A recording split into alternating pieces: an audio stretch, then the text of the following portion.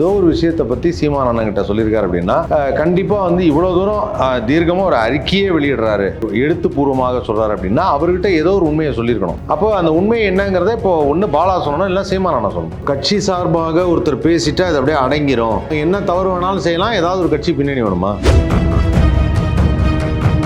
எங்கிட்ட பேசுன மாதிரி வந்து அவர் சீமான் அண்ணன் பேசுறதுக்கு வாய்ப்பு இருக்கு. அவர் கால் பண்ணால் யார் வேணாலும் எடுப்பாங்கல்ல, நாம கால் பண்ணாதான் பால் எடுக்க மாட்டாரு.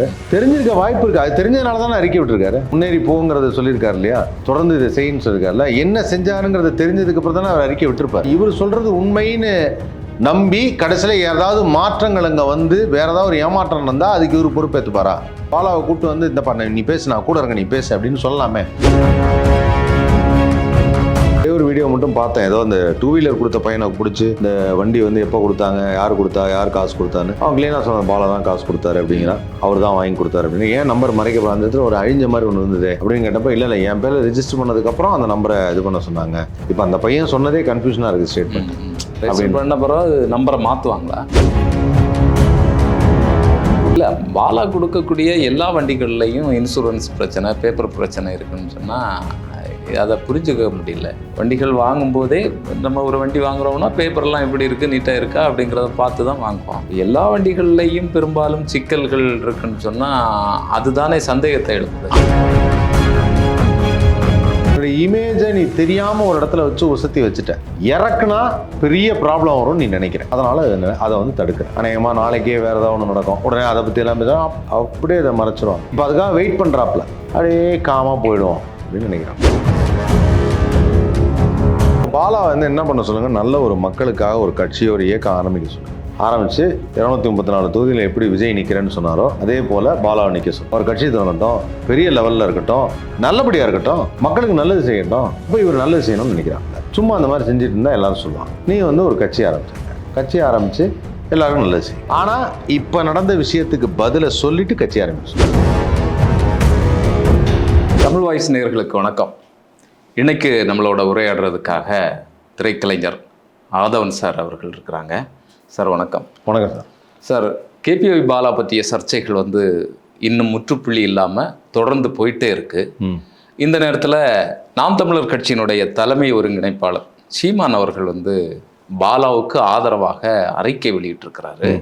இன்னும் சொல்லப்போனால் பாலா வந்து இந்த டூப்ளிகேட்டாக கொடுத்தது, இல்லைன்னா ஃபோட்டோ ஷூட் பண்ணி கொடுத்த அந்த ஆம்புலன்ஸ் இருக்குல்ல, அந்த படங்கள், இந்த மாதிரியான உதவி செய்யக்கூடிய படங்கள் எல்லாம் போட்டுட்டு முன்னேறி சென்று கொண்டே இரு அப்படிங்கிற தலைப்பில் வந்து அந்த இது ஆரம்பிக்குது, அந்த அறிக்கை வந்து ஆரம்பிக்குது. அதில் பல விஷயங்கள் சொல்லியிருக்கிறாரு. தன்னை உருக்கி மற்றவர்களுக்கு ஒளி கொடுக்கும் மெழுகுவர்த்தி போல தம்மை வருத்தி மற்றவர் வாழ வழி ஏற்படுத்தி தரும் தம்பி பாலாவின் உயர்ந்த உள்ளமும் உதவுகின்ற செயல்களும் மிகுந்த பாராட்டுக்குரியது. இது எல்லாமே உண்மைதான். அவர் தன்னுடைய வருமானத்திலிருந்து உதவி செய்து கொண்டிருக்கிறார். அது வந்து ஒரு உயரிய பாராட்டுக்குரிய ஒரு விஷயம்தான். இப்போ நடந்தது என்ன, அதை சொல்லுங்க. இப்போ நடந்தது என்ன?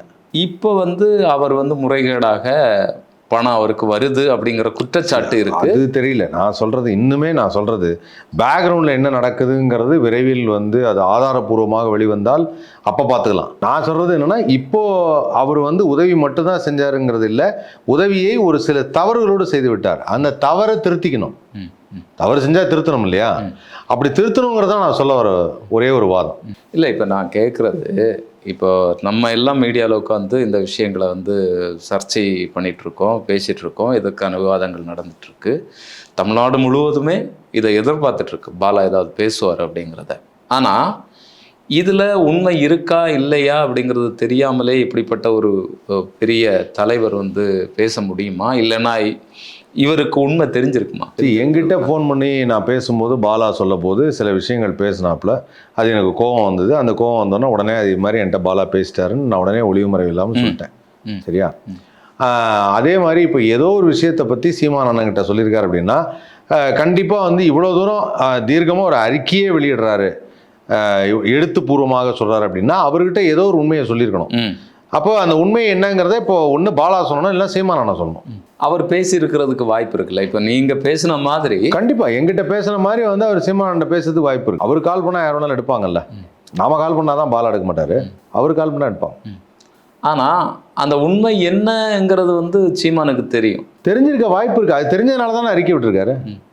முன்னேறி போங்கிறத சொல்லியிருக்காரு இல்லையா, தொடர்ந்து இதை செய்யுன்னு சொல்லியிருக்காருல்ல. என்ன செஞ்சாருங்கிறத தெரிஞ்சதுக்கு அப்புறம் தானே அவர் அறிக்கை விட்டுருப்பார். அதில் அவர் முக்கியமாக குறிப்பிடக்கூடிய இன்னொரு விஷயம், தம்பி பாலாவுக்கு எங்கிருந்து பணம் வந்தால் உங்களுக்கு என்ன, அதை பற்றி கவலைப்பட வேண்டியது அரசும் அரசு சார்ந்த நிறுவனங்களும் தான் அப்படின்னு சொல்றாரு. ஓகே, அப்போ உண்மையிலே அப்போ என்ன சொல்றாருன்னா, இப்போ நீங்க வந்து அரசாங்கத்தை ஒப்படைக்கிறார். நீங்க பாலாவை பத்தி இதெல்லாம் வந்து அலசி ஆராய்ங்க அப்படின்னு சொல்லிட்டு அரசாங்கத்தை சொல்றாரா? அப்படியா? இல்ல, இதுல இப்படியும் புரிஞ்சுக்கலாம். எப்படி? அவருக்கு முறைகேடாகத்தான் பணம் வருது, நல்ல காரியங்கள் செய்யறாரு, செய்யட்டுமே அப்படிங்கிற ஒரு பார்வையும் இதில் இருக்கு. அதெல்லாம் அப்படியெல்லாம் பண்ண முடியாது, அப்படி பண்ணக்கூடாது. அது மற்றவங்களுக்கு வந்து ஒரு தப்பான ஒரு எடுத்துக்காட்டாக போயிடும். அந்த தப்பான எடுத்துக்காட்டு வரக்கூடாதுங்கிறதுக்காக தான் நல்ல இடத்துலேருந்து நல்ல தரமான நேர்மையான உண்மையான விஷயங்கள் நடக்கணுங்கிறதுக்காக தான் இவ்வளோ தூரம் பேசிகிட்டு இருக்கோம். இல்லைனா இந்த விஷயத்தை பற்றி பேசணும்னு அவசியம். ஏன் இந்த விஷயத்தை பற்றி ஆதவன் வந்து டெய்லி பேசுகிறாரு, யார் கேட்டாலும் இதை பற்றி பேசுகிறார் அப்படிங்கிறதுக்கும் நான் சொல்கிறேன். நல்ல விஷயங்கள் நடக்குமானா திரும்ப திரும்ப சொல்லும் போது நடந்தாலும் நடக்கும். இப்போ திரும்ப திரும்ப வீடியோ போடும்போது பாலா வந்து நல்லா தான் பண்ணுறான்னு எல்லாத்துக்கும் தெரிய வந்தது இல்லை. அந்த மாதிரி நான் திரும்ப திரும்ப நல்ல விஷயங்கள் சொல்கிறேன், பாலாவுக்கும் சொல்கிறேன், மக்களுக்கும் சொல்கிறேன். இல்லைங்க இது மாதிரி நடக்கக்கூடாது, இதை வந்து சரியாக செய்யணும் அப்படின்னு நான் சொல்கிறேன். நடக்குமான்னு நானும் டெஸ்ட் பண்ணுறேன். இல்லை, இப்போ இந்த சீமான் அவர்களுடைய அறிக்கையில் அரசாங்கத்தை குற்றம் சாட்டக்கூடிய ஒரு தொனி இருக்கு. மக்களுக்கு நல்லதே கிடைக்கல, எவ்வளோ மக்கள் கஷ்டத்தில் இருக்கிறாங்க, அது வந்து இருக்கிறாங்க. இல்லை சார், அது வந்து கட்சி சார்ந்தது. அவங்க கட்சியில் எதிர்கட்சியில் ஒன்று பேசுவாங்க, ஆளுங்கட்சியில் ஒன்று பேசுவாங்கிறது அது அரசியல். அது அங்கே நடக்கிற ஒரு விஷயம். இவங்க செஞ்சால் அது இது பிடிக்கலன்னுவாங்க, அவங்க செஞ்சால் இல்லை நாங்கள் செஞ்சதான் சரின்னு சொல்லுவாங்க. அது வேற. இவர் பாலாவை பற்றி என்ன சொல்லியிருக்காரு அதுதான் மேட்ரு. பாலாவை பற்றி சொல்லும் போது இப்படி சொன்னார்னா, இவர் வந்து ஒரு பெரிய கட்சியுடைய தலைவர் இல்லையா, இவருக்கு ஏராளமான தொண்டர்கள் இருக்காங்க. ஸோ இவர் இப்படி சொல்லியிருக்காருன்னா அப்புறம் இவர் சொல்கிறது உண்மைன்னு நம்பி கடைசியில் ஏதாவது மாற்றங்கள் அங்கே வந்து வேற ஏதாவது ஒரு ஏமாற்றம் இருந்தால் அதுக்கு இவர் பொறுப்பேற்றுப்பாரா? நான் என்ன சொல்கிறேன், இதை சீமானனை சொல்லணும்னு அவசியம் இல்லை. சீமானனுக்கு ஏகப்பட்ட வேலைகள் இருக்குது. நான் என்ன கேட்குறேன்னா, அண்ணன் வந்து சப்போர்ட் பண்ணுறாரு அப்படின்னா ஒரு திரைத்துறையை சேர்ந்தவன் சொல்லிட்டு ஒரு சப்போர்ட் இருக்குது. நான் இல்லைன்னு சொல்ல சாஃப்ட் கார்னர், ஒரு சாஃப்ட் கார்னர் இருக்கும்போது அந்த உண்மையை அண்ணனாவது வந்து கூட்டிகிட்டு வந்து பாலாவை கூப்பிட்டு வந்து இந்த பண்ண நீ பேசு, நான் கூட இருக்க, நீ பேசு அப்படின்னு சொல்லலாமே. சப்போர்ட் இருக்குது தானே செய்யும். இப்போ அவங்களுடைய தொண்டர்கள்லாம் சப்போர்ட்டில் இருக்காங்கன்னே வச்சுப்போம். அண்ணனே அறிக்கை விட்டார்னா இப்போ அவங்க தொண்டர்கள்லாம் சப்போர்ட் பண்ணுவாங்க. அவங்க தொண்டர்கள்லாம் ஒரு சப்போர்ட் இருக்கட்டுமே. நல்ல விஷயம். இவன் என்ன பயப்படுறான், இந்த மாதிரி ஏதாவது சொல்லிட்டா இப்போ நமக்கு பெரிய அரசியல் பலமோ எதுவும் இல்லை, நாம் ஏதாவது போய் சொல்லி தப்பு செஞ்சிட்டோம்னு சொல்லிட்டா நம்மளை எல்லாரும் வந்து ஒரு மாதிரி கார்னர் பண்ணுவாங்கன்னு நினைக்கிறானே வச்சுப்போம். ஓகே, இப்போ அவன் வந்து அரசியல் பலம் வேணும் அப்படிங்கிறதுக்காக அண்ணன்ட்ட வந்து பேசியிருக்காப்புல, சீமானன்ட்ட பேசியிருக்காரு அப்படின்னா, இப்போ சீமானண்ணன் கூட இருக்கும்போது சீமானண்ணன் கூட்டு போய் வாப்பா நான் இருக்கேன், நீ கூட வந்து சொல்லு அப்படின்னு சொல்லிட்டோம். யாராவது ஒருத்தர் சொல்லிட்டோம். இன்னும் பாலா வாயே திறக்க மாட்டேங்கிறாரு. ஏன் இல்லை, இப்போ 4 நட்சத்திரம் பார்க்குறாங்களா? இதில் வந்து இதனுடைய பின்னணியில் மிகப்பெரிய சூழ்ச்சி இருக்கா? என்ன பாலாவை ஏற்கிறது பெரும் புள்ளிகள், பின்னால் வந்து லாபம் ஈட்டுறதுக்கு, இல்லைன்னா அந்த சோசியல் மீடியாவில் இப்படிப்பட்ட விஷயங்களை செய்து அதன் மூலமாக பணம் ஈட்டுறதுக்கான ஒரு மாஃபியா கும்பல் வந்து பின்னணியில் இருக்குது அப்படிங்கிற குற்றச்சாட்டு தான் இருக்குது. அப்போது இப்படிப்பட்ட குற்றச்சாட்டு எழுப்பக்கூடிய அந்த நபர் பாலாவுக்கு ஆதரவாக வரார்னா, இதுக்கிடையில் இன்னும் தந்திரமாக பேச்சுவார்த்தைகள் பின்னணியில் ஓடிட்டு இருக்கா? அதனுடைய வெளிப்பாடாக இவருடைய அறிக்கை நம்ம பார்க்க வேண்டியது இருக்கலாம் சார். இருக்கிறதுக்கு வாய்ப்பு இருக்குது. அதாவது ஒன்று சம்மந்தப்பட்டவங்க யாராவது ஒருத்தர் வந்து இது எப்படின்னா, அவங்க வந்து ஒரு யாரோடைய ஷேடோவாவது தேடுறது.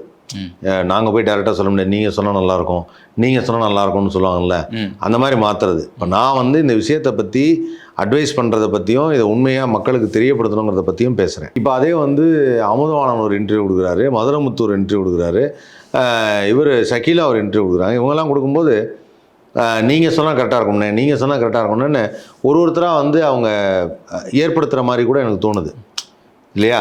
நான் என்ன சொல்கிறேன், நான் ஸ்ட்ரைட்டாக பாலாட்ட கேட்டது தான், நீ வந்து சொல்லு, நாங்கள்லாம் சொல்லி ஒன்றும் இல்லை, நீ தானே செஞ்ச, இப்போ நீ தானே வீடியோ போட்ட, உனக்கு தானே புகழ் வந்தது, இப்போ பிரச்சனைன்னு வரும்போது ஏன் எங்கள் எல்லாரையும் பேச சொல்கிற? நீ பேசு. எதுக்கு சீமான் அண்ணன் பேசணும்? அண்ணன் எதுக்கு சொல்லணும்? அறிக்கை என்ன நியாயம் தானே? இப்போ அவங்க தொண்டர்களே இதை சற்றே யோசிச்சு பார்க்கணும்.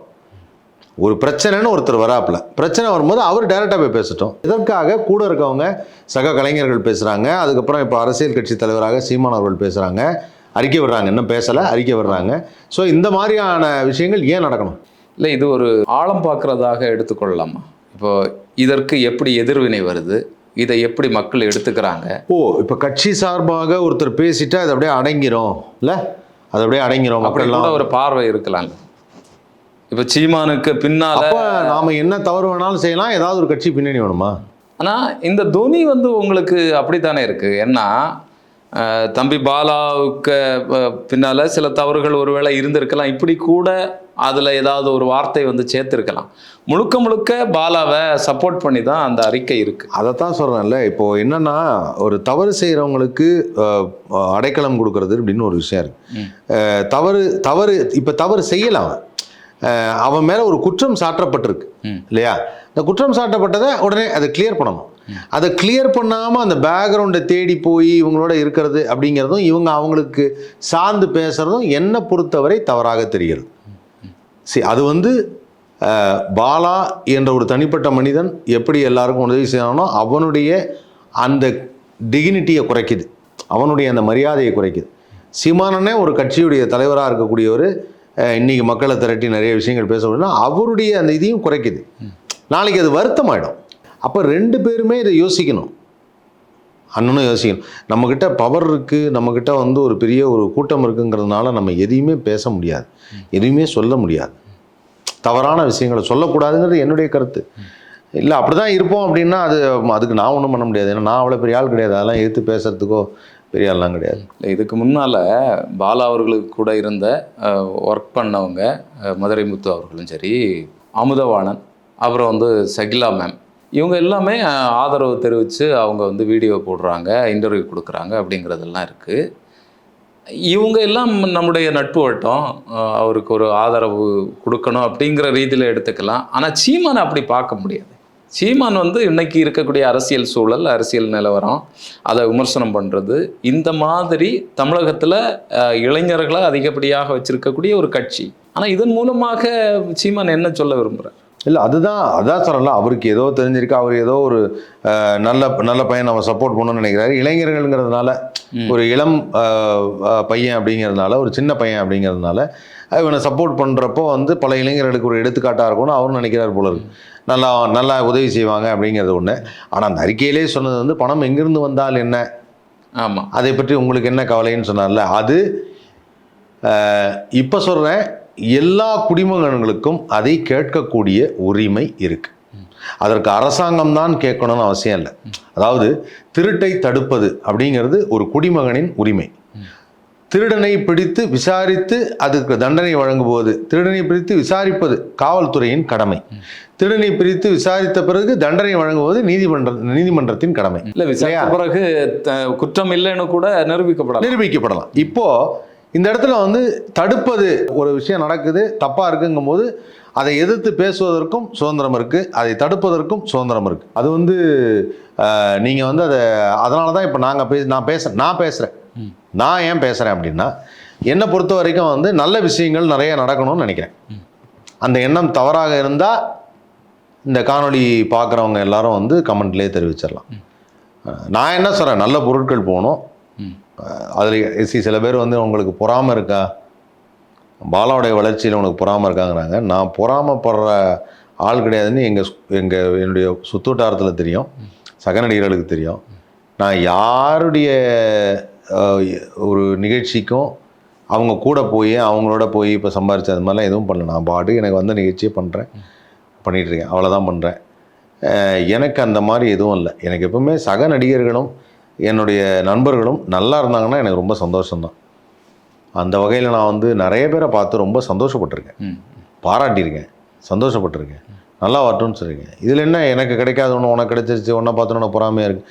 யாரோ ஒருத்தர் கேட்டாங்க, ஒன்று என்ன அவருக்கு திரைப்பட வாய்ப்பு இருக்குது, உங்களுக்கு திரைப்பட வாய்ப்பு வர்றதுக்காக இதை பண்ணுறீங்களான்னு. இவ்வளோ நாள் நானும் திரைப்படத்தை பற்றி பேசுகிறேன், எல்லாருக்கும் தெரியும், கொஞ்சம் நடிகை பாசம் நிகழ்ச்சி பண்ணியிருக்காரு, ஒரு நடித்து காமிப்பார், டைலாக் பேசுவார்னு தெரியும். வாய்ப்புகள் எப்போ வருதோ அதுதான் பண்ண முடியும். அதை விட்டுட்டு வந்து இதுக்காக வாய்ப்பு வருது, அதுக்காக வாய்ப்பு வருது, இந்த பப்ளிசிட்டிக்காக வாய்ப்பு வருதுலாம் கிடையவே கிடையாது. அந்த வாய்ப்புக்காக நான் ஒரு விஷயம் பண்ணேங்கிறதும் கிடையாது. இல்லை, இப்போ உங்களுடைய முதல் வீடியோ, உங்களுடைய முதல் பேட்டி, இதில் எல்லாமே நீங்கள் பாலாவுக்கு சப்போர்ட்டாக தான் பேசியிருந்தீங்க. அதுக்கப்புறம் நீங்கள் பாலாவை மீது குற்றம் இருக்கும் அப்படிங்கிற பார்வையில் உங்களுடைய வீடியோக்கள் வந்து அமைஞ்சது. அதில் முதல் வீடியோவில் வந்து ஏகப்பட்ட நெகட்டிவ் கமெண்ட்ஸ், உங்களுக்கு வந்தது, மூத்த பத்திரிகையாளராக இருக்கக்கூடிய உமாபதி சாருக்கும் வந்தது. இப்போ போடக்கூடிய வீடியோக்களுக்கு எந்த மாதிரியான பார்வையாளர்கள் மத்தியில்? பார்வையாளர்கள் இப்போ என்ன சொல்கிறாங்கன்னா, பொதுவாக என்ன சொல்லுவாங்கன்னா, யூடியூப்பில் போடுற வீடியோக்களுக்கு இல்லை, நார்மலாக ஜென்ரலாக சொல்கிறேன், உன்னை ஆதரித்து பேசுவது இல்லைன்னா எதிர்த்து பேசுவது அப்படின்வாங்க. ஆனால் நான் இப்போ சொல்கிறது ஆதரிப்பு எதிர்ப்பெல்லாம் கிடையாது. அது ஒரு சர்ச்சையை உருவாக்கும். ஆதரித்து எதிர்ப்புங்கிறது ஒரு பெரிய, அதாவது என்ன, இவங்க கான்ஃபிடென்ட்டாக இவங்களை எதிர்க்கிறாங்க, இவங்க கான்ஃபிடென்ட்டாக இவங்களை ஆதரிக்கிறாங்க அப்படின்னு. இப்போ மதுரை முத்து ஆதரிக்கிறார், நான் எதிர்க்கிறேன் அப்படின்னு சொன்னால் அப்போ 2 பேரும் தான், இவங்க தான் ஆதரிக்கிறாங்க எதிர்க்கிறாங்கன்னு சொல்லலாம். நான் பேசுறது அப்படி கிடையாது. நான் பேசுகிறது பாலா நல்லவன், நல்லபடியாக பண்ணிகிட்டு இருந்தாப்புல, ஆனால் இந்த மாதிரி ஒரு சம்பவம் நடந்திருக்கு, இதற்கு விளக்கத்தை தர வேண்டும்னு நடுநிலையாக சொல்லுவதுன்னு ஒன்று. குற்றம் சாட்டுறது உங்களுடைய நோக்கம் இல்லை. நம்ம எப்படி சார் குற்றம் சாட்ட முடியும்? ஒருத்தர் மேலே குற்றம் இருக்குன்னு நம்ம எப்படி சொல்ல முடியும்? நமக்கு என்ன ப்ரூஃப் இருக்குது? நான் என்ன சொல்கிறேன்னா, நம்ம குற்றம் யாரையும் சாட்ட வேணாம். அப்படி குற்றம்னு ஒன்று வந்துருச்சுன்னா அதை விளக்கம் கொடுத்துரு. விளக்கம் கொடுத்தானா விலகிடலாம்ல, அந்த விஷயத்துலேருந்து விலகிடலாம்ல, அதைத்தான் நான் சொல்ல வரேன். அப்படி நடுநிலையாக பேசுறது தான் நல்லதுன்னு நினைக்கிறேன். அதுதான் நல்ல குணம். நம்ம எப்படி தெரியாமல் ஒரு விஷயத்தை இப்போ அவர் உமாபதி சார் சீனியர் ஜேர்னலிஸ்ட்டு, ஆவணம் இருக்குது, அவரே எல்லாத்தையும் சொல்லிட்டு இதெல்லாம் ரொம்ப தப்பு இதெல்லாம் சொல்லிட்டு கடைசியாக சொல்கிறார், பாலா எப்படியா நல்ல பையங்க, அவன் போய் தேவலாம் மாறிட்டான் அப்படிங்கிறார். ஏன்? அவருக்கும் அந்த ஒரு எண்ணம் இருக்குது, வேணாம் போகக்கூடாது, அந்த மாதிரி விஷயத்தில் மாட்டக்கூடாது அப்படிங்கிற எண்ணம் இருக்குது. இப்போ இதை சொல்கிறதே தப்பா? இல்லை, நான் கேட்குறேன், இதுக்கு ஒருத்தர் கேட்குறாரு, உனக்கு என்ன அவ்வளோ அக்கறை அப்படிங்கிறாரு. இப்போ நிறைய இந்த பாலாவுடைய ஃபாலோவர்ஸ்லாம் நிறைய மீம்ஸ் எல்லாம் போடுறாங்க, அதெல்லாம் பார்த்து நான் பயங்கரமாக என்ஜாய் பண்ணுவேன். அதில் கேட்டேன், இவ்வளவு நாள் இல்லாத அக்கறை உனக்கே இப்பொழுது அப்படின்னு சொல்லி உடனே கேட்டு, இது கேபி பாலா, இது ஆதவன் அப்படின்னு போட்டு மீம்ஸ்லாம் போடுறாங்க. நான் என்ன கேட்குறேன் அப்படின்னா, நான் அக்கறையே படக்கூடாது. அப்போது நான் அக்கறைப்படுறது எப்போன்னா, பாலா நல்லா இருக்கும்போது வேணுன்ட்டு அவனை போய், எப்பா நீ பாலா நீ ஏதோ ஆம்புலன்ஸ்லாம் கொடுக்குறேன் அப்படின்னு நானும் வரேன், அப்படியே உனக்கு கூடவே இருந்துக்கிறேன் அப்படின்னு நான் சொல்லலையே. இல்லை அவனுடைய ஷோ பண்ணும்போது உன்னுடைய புகழில் எனக்கும் கொஞ்சம் கிடைக்கணும், நானும் பக்கத்தில் நின்றுக்கிறேன்னு நான் சொல்லலையே. தவறு செய்கிறானுங்கும் போதும், தவறுகளில் மாட்டிக்கிறான்னு நினைக்கும் போதும், ஐயோ பாலா என்னாச்சுன்னு சொல்லி நான் பார்க்குறேன். I am always a rescuer தான். ஏதாவது ஒரு இடத்துல ரெஸ்கியூ பண்ணுறதுக்கு வேணாம், காப்பாற்றுறதுக்கு. சார் நண்பன்கிறவன் தடவி நாய்க்குட்டி மாதிரி டெய்லி கொடுக்கலனாலும், டெய்லி உனக்கு சாப்பாட்டு காசு கொடுக்கலனாலும், திடீர்னு ஒரு நாள் உடம்பு சரியில்லைனா நான் ஹாஸ்பிட்டல் கூட்டு போனாலும் வரணும். கஷ்டத்தில் உதவுறதான் தான் நண்பன், சந்தோஷத்தில் இருக்கிறவன் நண்பர்கள் கிடையாது. ஆனால் அந்த கஷ்டத்தில் உதவுற நண்பனை பார்த்து சில பேருக்கு கடுப்பு கூட வரலாம், எரிச்சல் வரலாம். இவ்வளோ நாளாக எங்கடா இருந்தேன்னு கூட கேட்கலாம், சொல்லிக்கங்க, கேட்டுக்கங்க. ஆனால் என்னை பொறுத்த வரைக்கும் கஷ்டம்னு வரும்போது எனக்கு தெரியும் அதோடைய வலி என்னன்னு. அப்போது அந்த நேரத்தில் அவங்களுக்கு துணையாக இருக்கணும்.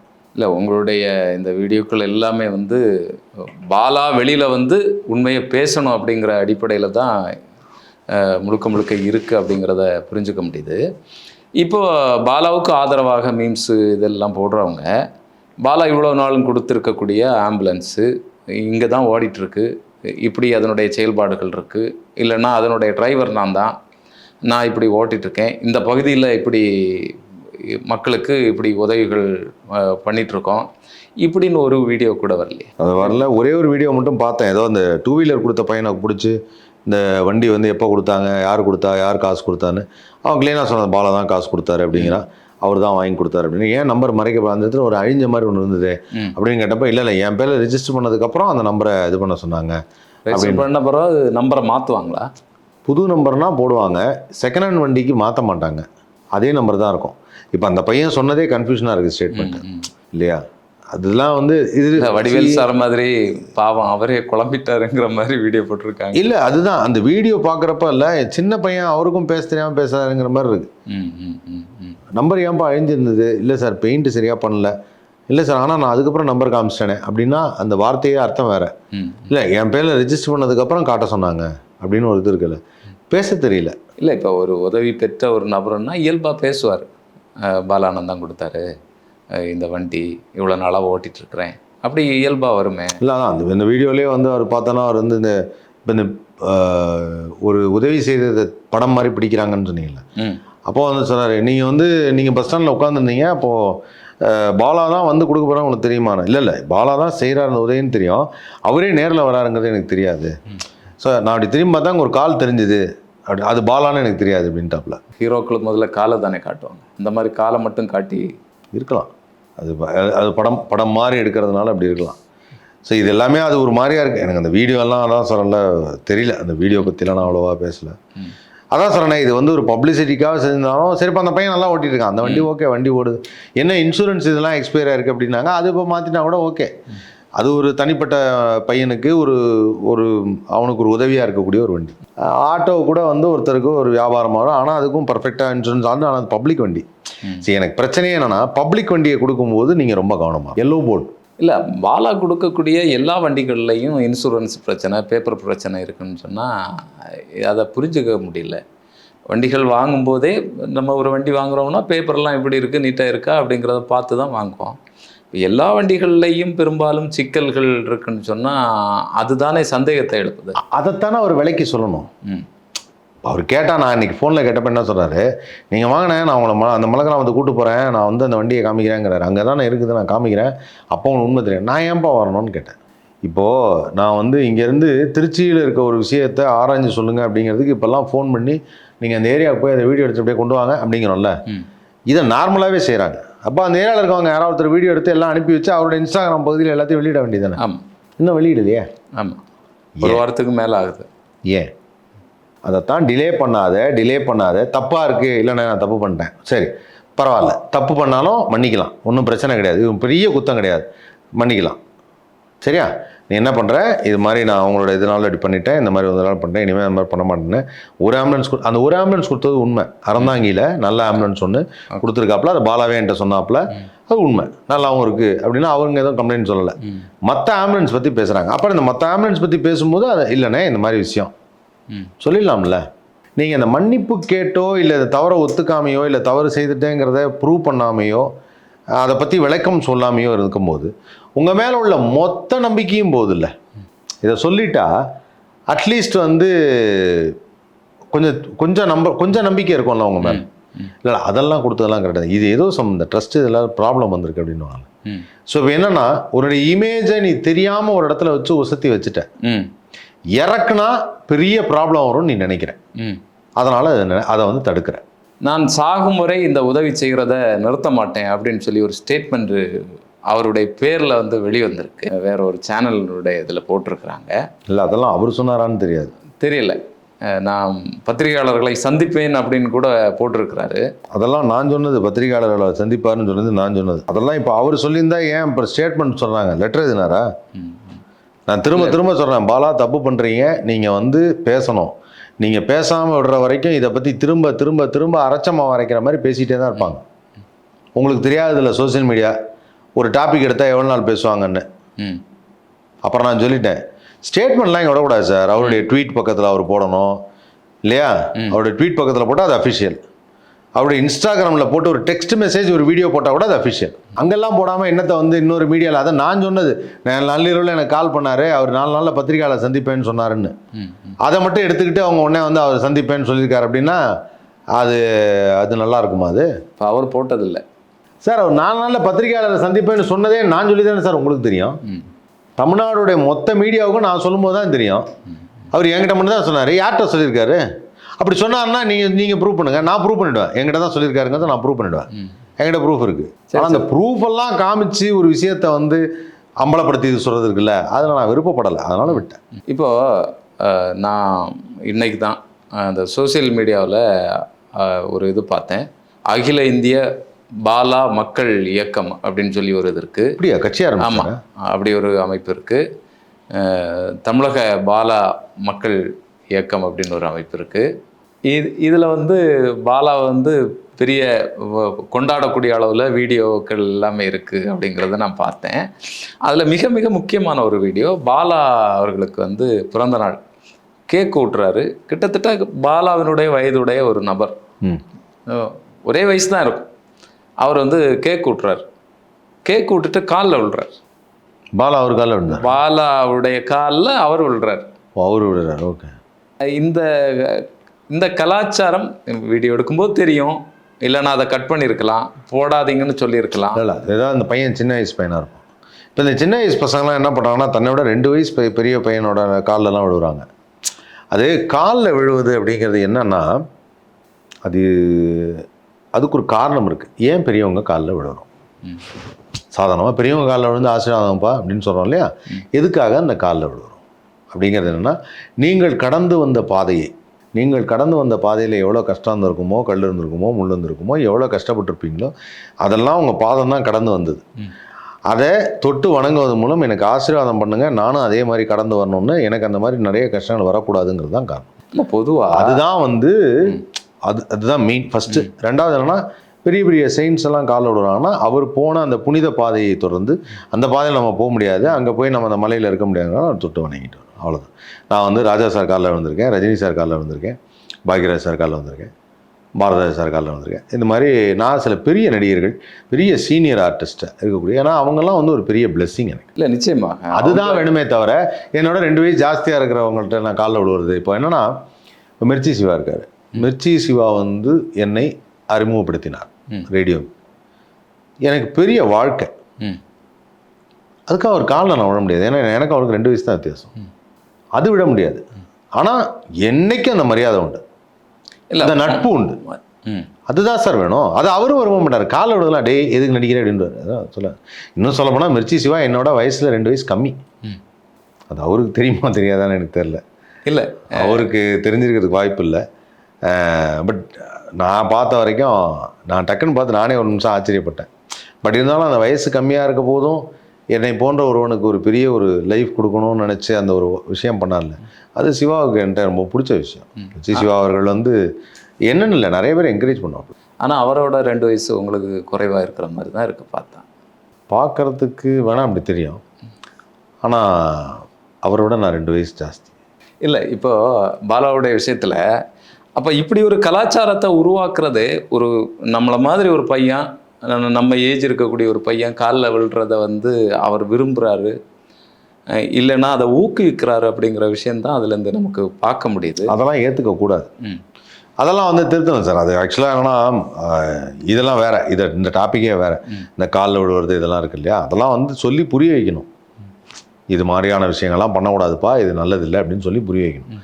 அது புரிய வச்சா ஓகே. இல்லை, ஒட்டுமொத்த வீடியோக்கள்லையும் நம்ம பார்க்குறது காலில் விழுந்துட்டே இருக்காங்க. அது முக்கியமான ஒரு விஷயமாக இருக்குது. பெரியவங்க காலில் விழுறாங்க, எல்லாரும் பாலா காலில் விடுறோம், கையை பிடிச்சி அப்படி.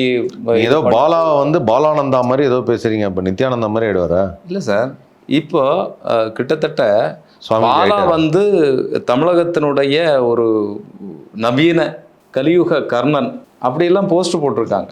கலியுக கர்ணன் பாலா அப்படிங்கிற மாதிரி போடுறாங்க. இல்லை, இதுதான் இந்த இந்த புகழ் பாடுறது, துதிக்கிறது, பாலா தான் சின்ன பையன், பாலா வந்து தமிழகத்தில் மக்களுக்கு எவ்வளோ பெரிய விஷயங்கள் வந்து பண்ணிகிட்ருக்கிறான், பெரிய பெரிய நடிகர்கள் இருக்காங்க, அவங்க என்ன பண்ணாங்க, கோடி கோடியாக சம்பாதிச்சாங்க, இப்படி ஒரு இதை உருவாக்கி ஒரு புனிதப்படுத்தக்கூடிய வேலை வந்து பாலா வந்து என்ன பண்ண சொல்லுங்கள், நல்ல ஒரு மக்களுக்காக ஒரு கட்சி, ஒரு இயக்கம் ஆரம்பிக்க சொல்லுங்கள். ஆரம்பித்து 234 தொகுதியில் எப்படி விஜய் நிற்கிறேன்னு சொன்னாரோ அதே போல் பாலாவை நிற்க சொல்லுங்கள். என்ன சார், கலியுக கர்ணனுங்கிறீங்க, நிற்க சொல்லுங்கள். நல்லவன் வந்தால் நல்லது தானே. இப்போ நல்லவன் மக்களாலே ஒத்துக்கப்படுற இந்த கமெண்ட்டை வேறு யாருக்கும் சொன்னதே கிடையாது. பாலாவுக்கு சொல்கிறாங்க, கட்சி ஆரம்பிக்கட்டும், அவர் கட்சி தொடங்கட்டும், பெரிய லெவலில் இருக்கட்டும், நல்லபடியாக இருக்கட்டும், மக்களுக்கு நல்லது செய்யட்டும். தந்தை பெரியார் அவர்கள் சொல்லாத விஷயம் இல்லை. தந்தை பெரியார் அவர்கள் சொல்லும் பொழுது அண்ணாதுரை வந்து இதையெல்லாம் நம்ம செய்யணும் மக்களுக்கு அப்படின்னா கண்டிப்பாக நம்ம அரசவையில் இருக்கணும். அப்போ நாம் வந்து அங்கே போனோம்னா பெரியாருக்கு வந்து இல்லை என்னுடைய கொள்கை வந்து இந்த அரசவையில் இருக்கிறது கிடையாது, மக்களுக்கு இயக்கமாக சொல்லிகிட்டே இருக்கணும் அப்படின்னு சொல்லி ஒரு திராவிட கழகம்னு ஒன்று வச்சுருக்காரு. அப்போ இவர் சொல்கிறாரு, இல்லை அண்ணாதுரை வந்து இல்லைண்ணே, நம்ம வந்து அரசவையில் இருந்தால் தான் செய்ய முடியும் அப்படிங்கிறாரு. அப்போ திராவிட முன்னேற்ற கழகம்னு ஒன்று வருது. அப்போ இவங்க போய் இதில் நிற்கிறாங்க, எலெக்ஷனில் நிற்கிறாங்க, எல்லாம் வந்து ஜெயிச்சு வராங்க, அப்புறம் பதவியை பிடிக்கிறாங்க. அப்போ இவர் நல்லது செய்யணும்னு நினைக்கிறாப்புல. சும்மா அந்த மாதிரி செஞ்சுட்டு இருந்தால் எல்லோரும் சொல்லுவாங்க, நீ வந்து ஒரு கட்சி ஆரம்பிச்சிருங்க, கட்சி ஆரம்பித்து எல்லாருக்கும் நல்லது செய்யுங்க, நல்லது தானே. ஆனால் இப்போ நடந்த விஷயத்துக்கு பதிலை சொல்லிட்டு கட்சி ஆரம்பிக்க சொல்லுங்கள். ஆனால் அந்த பயணத்தை தானே இந்த குறுக்கீடு இப்போ வந்து சேர்ந்துருக்கு சார். குறுக்கீடு வர்றதை எதிர்கொள்ள தெரியணும். நீ ஒரு தலைவனாக வேண்டும் என்று நினைத்தால், குறுக்கீடு வருதுன்னா அதை எதிர்கொள்ள தெரியணும். அதை எதிர்கொண்டுறதுக்கு சப்போர்ட் வேணுமா, சப்போர்ட் நாங்களாம் வரோம், ஓகே ஃபைன், இந்த ப்ரெஸ் மீட் வேணா வாங்கினே, நீங்கள் சொல்லணும், நீங்களெல்லாம் கூட ஓகே வரோம், நாங்கள் சொல்கிறோம். யாரும் உன்னை எதுவும் செஞ்சிட போகிறதில்ல. இப்போ வந்து பேசிட்டாலே பிரச்சனை முடிஞ்சிடும். பேசிட்டா சார், பிரச்சனைகளை பேசிவிட்டாலே நாட்டில் பாதி பிரச்சனை முடிஞ்சிடும் சார். நம்ம தான் பேசவே மாட்டோமே சார். நமக்குள்ளேயே ஒன்று பேசிப்போம், இங்கேருந்தே குரல் கொடுப்போம். அதாவது 2 வீட்டு மாடியிலிருந்தே பேசிப்பாங்க. இறங்கி வந்து என்னங்க அப்படின்னு கேட்டுக்க மாட்டாங்க. இவங்க பேசுறது அவங்களுக்கு கேட்காது, அவங்க பேசுறது இவங்களுக்கு கேட்காதுன்னாங்கல்ல. இது பிரச்சனைகளை பேசணும். பாலா நல்ல அது மாதிரி பெரிய மக்கள் இயக்கம்லாம் இருக்குன்னா நல்ல முறையில் கட்சி ஆரம்பித்து மக்களுக்கு நல்லது செய்யட்டும். இப்படி ஒரு நல்ல எண்ணம் படைத்த ஒருத்தர் வந்து வர்றாருங்கிறது சந்தோஷமான விஷயந்தான். அவங்கள பொறுத்த வரைக்கும் கலியுக கர்ணன் அப்படின்னு சொல்லியிருக்காங்கன்னா வரட்டும், ஆனால் கட்சி ஆரம்பிக்கட்டும். அப்போ தான் நீ செய்ய முடியும். சும்மாவே இருந்து நான் இதெல்லாம் செய்வேன் அப்படின்னா செய்ய முடியாது. நிறைய பேருக்கு செய்ய முடியாது. புரியுது. நீங்கள் நிறைய பேர் செய்யணும்னு நினைக்கிறீங்க, செய்ய முடியாது. ஆனால் இதெல்லாம் ஓகே. 8 ஆம்புலன்ஸுக்கு ஏன் இது நடந்ததுங்கிறத பதில் சொல்லிவிட்டு நீங்கள் என்ன வேணாலும் ஆரம்பிங்க. அதுக்கு பதிலை மட்டும் சொல்லுங்கள். பாலா வந்து இந்த பிரச்சனைகள்லாம் கொஞ்ச நாளில் ஓஞ்சிரும், அப்புறம் வந்து இயல்பாக நம்மளுடைய லைஃப்பை நம்மளுடைய பணியை தொடரலாம். அப்படிதான் இப்பவும் இருக்குது. நம்ம ஊரில் வந்து 4 நாளைக்கு மேலே ஒரு விஷயத்தை பற்றி சேர்ந்தாப்புல பேச மாட்டாங்க. அநேகமாக நாளைக்கே வேறு ஏதாவது ஒன்று நடக்கும், உடனே அதை பற்றி எல்லாம் பேசுகிறாங்க. அப்படியே இதை மறைச்சிருவாங்க. இப்போ அதுக்காக வெயிட் பண்ணுறாப்புல பாலா வந்து வெயிட் பண்ணிட்டு சரி வெயிட் பண்ணுவோம், எப்படியும் 4-5 நாளில் படம் கடை ரிலீஸ் ஆகும், ஏதாவது பிரச்சனை வரும், அதை பற்றி எப்படி பேசணுன்னா நம்ம பதில் சொல்லவும் தேவையில்லை, அப்படியே காமாக போயிடுவோம் அப்படின்னு நினைக்கிறாப்புல. அப்படி ஆகக்கூடிய வாய்ப்பு உண்டு. பாலா இங்கே தான் இருக்கிறாரா இல்லைன்னா? அதாவது அமுதவாணன் வந்து இன்டர்வியூவில் சொல்லும்போது பாலா கேளுன்னு அழுதுட்டு இருக்கேன் அப்படின்னு சொல்லும்போது பல்லாவரத்தை தான் சொல்கிறாப்புல. அப்போ இங்கே தான் இருக்கார். என்கிட்ட பேசும்போது அன்றைக்கி நைட்டு தான் பேசினார், இங்கே தான் இருக்கார். பாலா வந்து ஏற்கனவே வீடியோ போடுவேன் அப்படின்னாரு. நாளைக்கு 4வது நாள் ஏதாவது கேமரா ரெடி பண்ணியிருப்பாங்க, போடுவோம். வீடியோ வரும்னு எதிர்பார்க்குறீங்களா? சரக்குன்னு எல்லா உதவிகளுக்கும் வீடியோ போட்டவங்க இந்த ஒரே ஒரு வீடியோ போடுறதுக்கு ஏன் இவ்வளோ பெரிய காலதாமதம்னு எனக்கு தெரியல. அந்த திட்டமிடுதலுக்கு காலதாமதம் தான். அது ஏன் இவ்வளோ டிலே ஆகுதுன்னு தான் தெரியல. அதுதான் எல்லாரும் கேட்குறாங்க. பார்ப்போம், வெயிட் பண்ணி பார்ப்போம், காத்திருந்து பார்ப்போம். தொடர்ந்து பேசுவோம். உங்களுடைய நேரத்திற்கும் கருத்துக்களுக்கும் நன்றி. தேங்க்யூ.